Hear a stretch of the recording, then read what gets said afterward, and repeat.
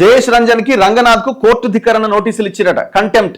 సల్కం చెరువు ఫాతిమా కాలేజ్ ఎందులో అయితే ఉన్నదో ఆ ఫాతిమా కాలేజ్ ఆక్యుపై చేసిన సల్కం చెరువు ఫాతిమా ఓవైసీ విద్యా సంస్థ ఆక్రమించినట్లు పేర్కొంటున్న సల్కం చెరువు FTL ఫైనల్ నోటిఫికేషన్ తప్పు అని, గతంలో పేర్కొన్న విస్తీర్ణాన్ని తగ్గించి తప్పుడు ఫైనల్ నోటిఫికేషన్ ఇచ్చారు అని ఆరోపిస్తూ హైకోర్టులో కోర్టు ధిక్కరణ పిటిషన్ దాఖలైంది. న్యాయవాది విజయ్ గోపాల్ ఈ పిటిషన్ దాఖలు చేశారు. మున్సిపల్, పాఠశాల విద్య, నీటిపారుదల, రెవెన్యూ శాఖ ముఖ్య కార్యదర్శులు Jayesh Ranjan, Yogita Rana, Sridhar, Lokesh Kumar, lake protection committee chairman cum Hydraa commissioner A V రంగనాథ్ను ప్రతివాదులుగా చేర్చారు. ఈ పిటిషన్ పై జస్టిస్ NV శ్రవణ్ కుమార్ ధర్మాసనం శుక్రవారం విచారణ చేపట్టింది. పిటిషనర్ విజయ్ గోపాల్ వాదిస్తూ అధికారులు రాత్రికి రాత్రి సంయుక్త సర్వే నిర్వహించామని పేర్కొంటూ సల్కం చెరువు ఫైనల్ నోటిఫికేషన్ ఇచ్చారు. గతంలో సల్కం చెరువు ఉన్న సర్వే నెంబర్ 62 మొత్తం చెరువే అని చెప్పి ఇదే హైకోర్టులో ప్రభుత్వం దాఖలు చేసిన అఫిడవిట్ కు విరుద్ధంగా ఇప్పుడు మాట మార్చారు.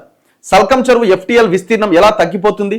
ఫాతిమా ఓవైసీ విద్యా సంస్థకు మేలు చేయడానికి FTL లో ఎలాంటి నిర్మాణాలు లేవని తప్పుడు సర్వే రిపోర్ట్ను హైకోర్టుకు సమర్పించారు. తప్పుడు నివేదికలు, ఫైనల్ నోటిఫికేషన్ ఇవ్వడంతో పాటు లేక్ ప్రొటెక్షన్ మార్గదర్శకాలు ఉల్లంఘించిన అధికారులపైన చర్యలు తీసుకోవాలని కోరారు. వాదన విన్న ధర్మాసనం కోర్టు ధిక్కరణ పిటిషన్లో ప్రతివాదులుగా ఉన్న అధికారులకు కంటెంప్ట్ నోటీసులు ఇచ్చింది. హైదరాబాద్ జిల్లా కలెక్టర్ను సైతం ప్రతివాదిగా చేర్చాలి అని పిటిషనర్కు సూచించింది. ఇప్పుడు ఈ వార్ కాస్త ప్రభుత్వం వర్సెస్ కోర్టులుగా మారే అవకాశం కనబడుతున్నది. ఇది ఎందుకంటే ఇప్పుడు కోర్టు చెప్పినప్పుడు మీరు కోర్టుకి ఖచ్చితంగా ఆన్సర్ చేయాల్సిందే, ఆన్సరబులే కదా. మీరేం అంత బిజీగా పొడిచే పని ఏం లేదు కదా. ప్రతి సందర్భంలో కోర్టు చెప్పినా వినకపోవడం వల్ల కోర్టు కంటెంప్ట్ ఇస్తున్నది, తప్పేం లేదు అది. ఎందుకంటే మీరు వినాలి కదా, వినాలి.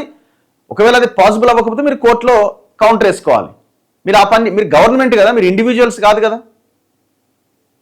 వీళ్ళు ఏమైపోయిందంటే కోర్టే కదా, ఏముంది. మరి సామాన్య ప్రజలు అట్లా అనుకోవడానికి వీలు లేకుండా పోయింది కదా. మరి కోర్టే కదా అని మరి మీరెందుకు అనుకుంటున్నారు? తప్పు కదా అది. మరి ఇప్పుడు ఈ సల్కం చెరువు FTL విస్తీర్ణం ఎట్లా తగ్గుతుంది?